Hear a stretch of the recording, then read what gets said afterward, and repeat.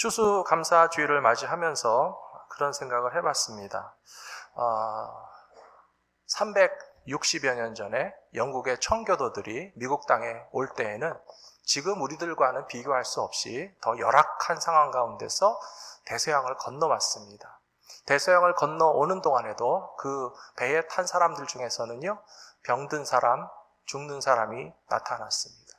얼마나 마음이 괴롭고 슬펐겠습니까?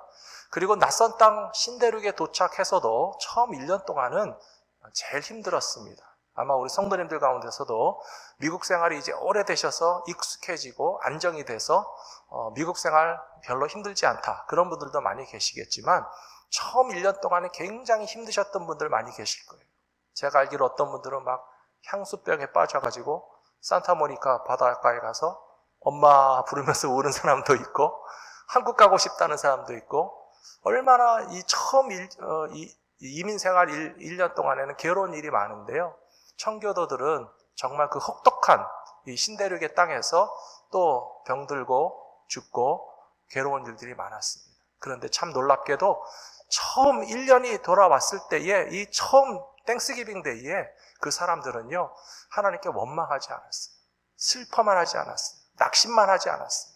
이렇게 험악하고 힘든 대서양을 건너고 신대륙에서의 첫 번째 1년 동안이 무척 힘들었지만, 사랑하는 가족을 잃고 자식을 잃고 공동체의 사람들이 먼저 세상을 떠난 일들도 셀 수 없이 많았지만, 중요한 것은 그럼에도 불구하고 하나님 앞에 감사를 드리는 이 땡스기빙 데이가 생겨났다는 것은 오늘 우리들에게 대단한 메시지를 주고 있다고 저는 생각합니다.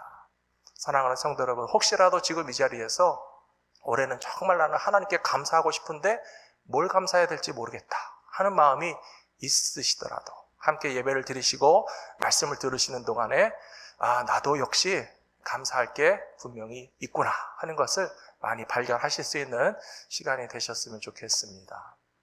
첫 번째로 다윗의 인생을 보시면 기도를 들으시는 하나님으로 인하여서 평생토록 범사에 감사하는 사람이 되었다라고 하는 것을 볼 수 있습니다. 오늘 읽어드린 시편 116편 1절과 2절에 보시면 이렇게 이야기합니다. 여호와께서 내 음성과 내 간구를 들으심으로 내가 그를 사랑하는도다. 그의 귀를 내게 기울이셨으므로 내가 평생에 기도하리로다 라고 고백하면서, 하나님은 우리의 기도를 들어주시기 때문에, 하나님은 나의 기도에 응답하시는 하나님이시기 때문에 나는 평생토록 감사할 수 있습니다라고 하는 고백을 이해하시게 되었으면 좋겠습니다. 다윗의 인생을 돌아보면 어려움이 참 많았습니다. 젊어서부터 노년에 이르기까지 험악한 위기를 많이 겪었고요, 또 목숨이 위태로운 일들도 굉장히 많이 겪었습니다. 다윗이 젊었을 때는 집에서 양치는 그 집안의 재산, 양떼를 몰고 나가서 광야에서 양떼를 돌보는 목자의 일을 하지 않았습니까? 그 일이 결코 전쟁터에 나간 형들보다 안전하다고 볼 수 없습니다. 우리는 목장에서 양을 키운다 그러면 무슨 한국의 대관령 목장이나 미국의 텍사스에서 어마어마한 비즈니스를 하시는 분들의 그런 양치는 목축업을 생각하시는데요, 이스라엘의 목자들은 그렇지 않았습니다. 훨씬 더 거칠고 험하고 무엇보다도 위험했습니다. 최근에도 어떤 동네에서 이웃집 개가 어린아이를 물기 위해서 막 덮쳤는데 자기 집 개가 나와서 이웃집 개를 막아줘서 그 아이가 다치지 않고 살아났다, 그런 뉴스 보셨죠? 집에서 키우는 개들도 어린아이들한테 덤비고 물거든요. 광야에 있는 사나운 들짐승들이 양떼만 잡아가고 목자는 안 건들겠습니까? 아닙니다. 들짐승들이 양떼를 공격하다가 목자를 보면 목자한테도 덤빕니다. 그러니까 양을 치는 목자였던 다윗은 내 양도 보호해야 되지만 내 목숨도 위태로운 일들을 여러 번 겪으면서 돌팔매를 던지고 또 막대기를 휘두르면서 자기 양떼를 지키기 위해서, 내 목숨을 지키기 위해서 위험한 일들을 여러 번 겪었는데요, 그때 기도했다는 말입니다. 그리고 그럴 때마다 하나님 나를 지켜주시고, 하나님 우리 집의 양떼를 보호해 주시고, 하나님 나를 안전하게 보호해 주세요라고 기도했더니 뭘 경험했습니까? 기도의 응답을 경험했습니다. 사랑하는 성도 여러분, 위험한 일들을 겪지 않는 것이 감사한 것이 아니라 위험한 일을 겪을 때 하나님 앞에 기도했더니 그때마다 나를 지켜주시고 나를 보호해 주신 우리의 기도를 들으시고 내 목소리에 귀를 기울이시는 하나님으로 인하여서 감사하면서 나는 평생에 기도하리로다 라고 하는 믿음을 가지고 살아가시는 주의 백성들이 되시기를 축복합니다. 다윗은 전쟁터에도 많이 나갔습니다. 골리앗과 싸우는 것은 아무것도 아니었습니다. 그때는 참 빨리 쉽게 이겼는데요. 다윗은 자기의 국왕이고 장인어른이고 그 당시에 최고의 권력을 가지고 있었던 사울 왕에게 계속 쫓겨 다녀야만 했습니다.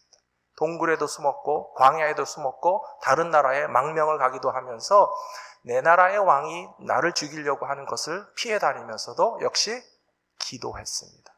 사랑하는 성도 여러분, 위기를 만나서 기도할 때, 어려운 일을 겪으면서 우리가 아버지 하나님 부르짖을 수밖에 없는 상황일 때 그 순간만큼은 괴롭게 느껴지지만, 그러나 우리가 위태로울 때마다, 도망갈 때마다, 좌절할 만할 때마다 우리의 기도를 들으시는 하나님이 나와 함께 계시고 나의 기도를 들어주신다는 것을 경험한다면 그런 일들을 겪고 나서라도 하나님 앞에 감사하실 수 있게 될 것이라고 믿습니다.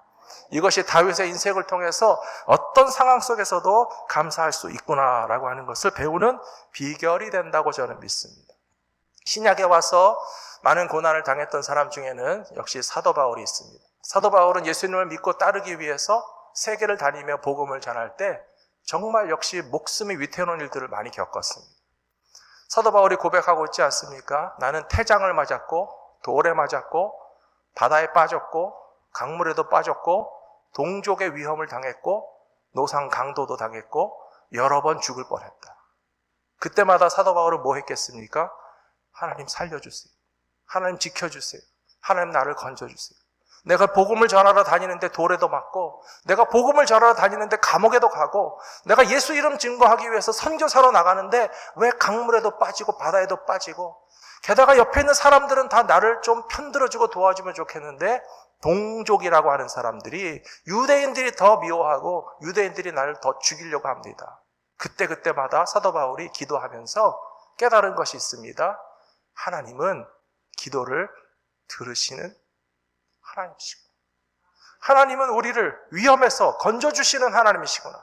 하나님은 살아계셔서 내가 가는 길에 선한 목자와 같이 나의 보호자가 되신다는 사실을 아무 어려움이 없었더라면 오히려 확연하게 느낄 수 없었을 텐데, 말할 수 없는 생명의 위기를 거듭거듭 경험하면서 하나님께서 나를 그 죽음의 자리에서부터 건져주셨다는 사실을 경험하면서 기도를 들으시는 하나님에 대한 확신이 생겨나게 되었고, 그 결과로서 어떤 상황 속에서도 감사할 수 있는 믿음의 사람이 되었다는 사실을 오늘 우리가 배웠으면 좋겠습니다. 그래서 고린도 후서 1장에서도 이렇게 이야기하고 있습니다. 같이 한번 읽어보시겠습니다. 1장 11절 말씀입니다. 너희도 우리를 위하여 간구함으로 도우라. 이는 우리가 많은 사람의 기도로 얻은 은사로 말미암아 많은 사람이 우리를 위하여 감사하게 하려 함이라. 아멘. 말씀 보십시오. 사도 바울은 고린도 교회 성도들에게 부탁하고 있습니다. 고린도 교회 성도들에게 뭘 부탁하는가 하면 우리를 위하여 간구하는 중보의 기도를 통해서 우리를 도와주십시오 라고 부탁하고 있습니다. 뭐 돈을 보내달라는 거 아니고요, 사람을 보내달라는 거 아니고요, 물질을 보내달라는 거 아니고요. 고린도 교회 성도들에게 사도 바울은 우리를 위하여 기도함으로써 도와주십시오 라고 했고요. 그래서 그 다음 중간에 보시면 많은 사람이 함께 기도할 때 하나님은 선물을 주시기 때문에, 은사를 주시고 하나님께서 기도에 응답해 주시기 때문에 그 결과로 말미암아 어떻게 된다고요? 말씀 보시라고요. 감사하게 된다라고 되어 있습니다. 오늘 이거를 우리가 같이 배우기 원합니다. 기도하면 하나님이 응답해 주시고, 기도하면 하나님께서 우리에게 은사를 주시고, 기도의 응답을 얻은 사람들은 그 결과로서 어떻게 하시게 된다고요? 감사하시게 될 줄로 믿습니다. 그러므로 오늘 우리가 감사를 깨닫지 못하는 이유는 어쩌면 기도하지 않았기 때문일 수도 있습니다. 우리가 기도했더라면 사도 바울처럼 고린도 교회 성도들에게 우리를 위하여 간구하는 것을 통해서 도와주십시오. 많은 사람들이 함께 기도하게 되면 하나님이 분명히 응답해 주실 것이고, 하나님이 주신 은사로 말미암아 우리가 그 결과를 알고 있는데 어떻게 하게 된다고요? 감사하게 된다고요. 그래서 오늘 우리도 사도 바울과 같은 믿음을 가지고 문제 앞에서, 어려움 앞에서, 우리가 해결할 수 없는 그런 도전과 과제 앞에서 서로 함께 기도하고 성도들에게 기도를 부탁하고 우리를 위해 기도하는 사람들이 더 많아질 때 하나님은 은사를 허락해 주셔서 감사의 자리에까지 나가실 수 있게 되는 모든 성도들이 되시기를 축복합니다. 두 번째로 다윗이 평생 감사하게 되는 이유 중에 하나는 하나님께 예배하는 기쁨이었습니다. 여호와의 법궤를 맞이하면서 최고의 기쁨과 감사로 예배하던 다윗은 하나님만으로 만족하고 하나님만으로 감사할 수 있는 비결을 가진 사람이었습니다. 사무엘 6장에 보시면 다윗상에 법궤가 들어올 때에 다윗 왕이 너무 기뻐서 백성들과 함께 감사 예배를 드리고 화목 예배를 드리고 떡을 나눠주면서 잔치를 했다. 그렇게 되어 있습니다. 그런데 다윗이 하나님의 법궤가 들어올 때 기뻐하는 모습을 보면요, 약간 오버한다 싶습니다. 뭐 저렇게까지 좋아할 이유가 있는가? 좀 이해가 안 된다, 그런 사람들이 많이 있었습니다. 만일에 다윗은 왕인데 다윗이 왕으로 통치하고 있는 예루살렘에 법궤가 들어온다면 좀 왕답게 점잖게 저 높은 자리에 앉아가지고 고개를 끄덕끄덕하면서 아이고 하나님의 법궤가 들어오시는구나, 그 정도만 해도 될 것 같은데요, 다윗은 참지 못하고 길거리로 뛰어나갔어요.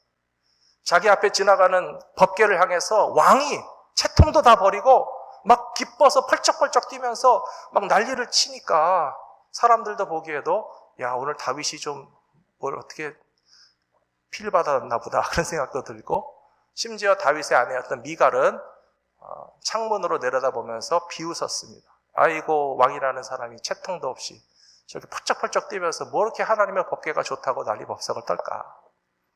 사랑하는 성도 여러분, 오늘 추수감사 주일입니다. 점잖게 앉아서만 감사하지 마시고요, 막 기뻐 뛰어서 펄쩍펄쩍 뛰고 싶은 감사의 마음이 저와 여러분들의 마음속에 넘쳐나셨으면 좋겠습니다. 이유는요, 하나님이 우리에게 오시기 때문에 그래요. 하나님이 우리 인생 가운데 찾아오셨기 때문에 그래요. 법궤라고 하는 것은 그냥 나무 상자입니다.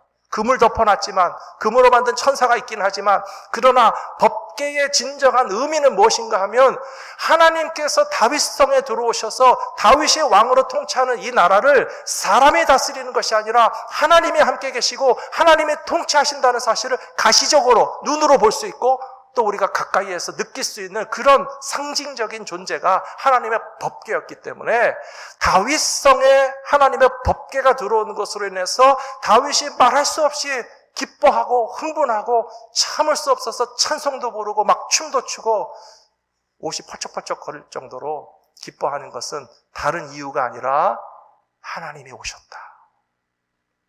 갈보리 믿음교회도 하나님이 우리 가운데 역사하신다는 것을 보면 저는 춤을 추겠습니다. 옷이 다 막 벌어지고 막 펄쩍거리더라고요.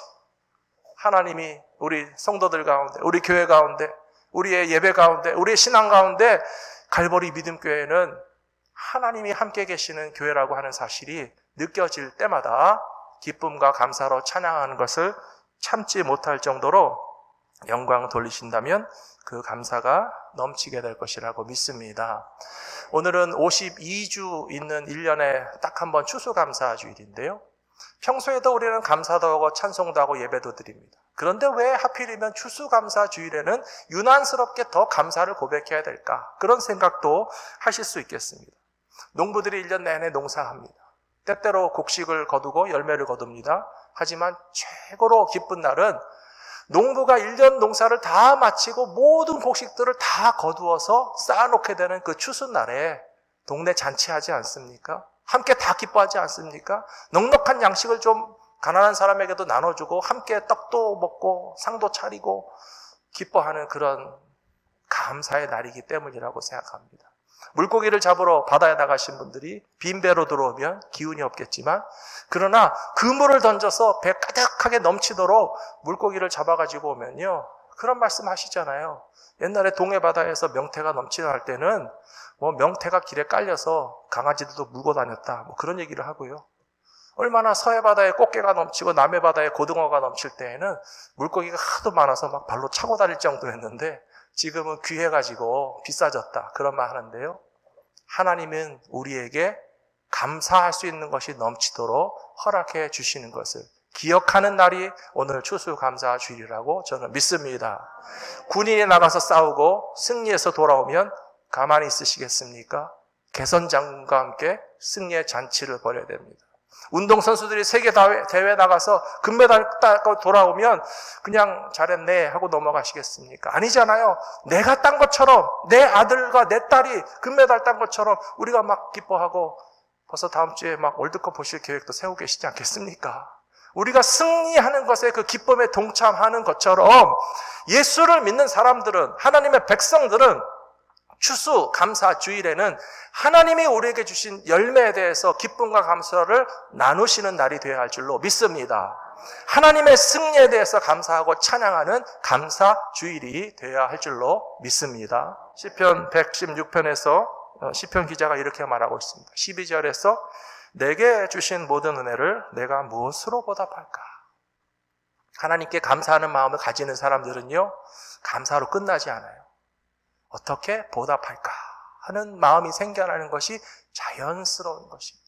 내게 주신 모든 은혜 무엇으로 보답할까? 13절에서는 내가 구원의 잔을 들고 여호와의 이름을 부르며 여호와의 모든 백성 앞에서 나는 나의 서원을 여호와께 갚으리로다.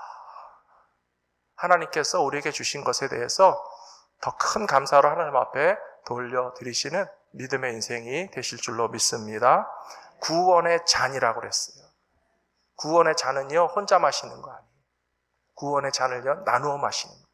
다른 사람에게도 주는 것입니다.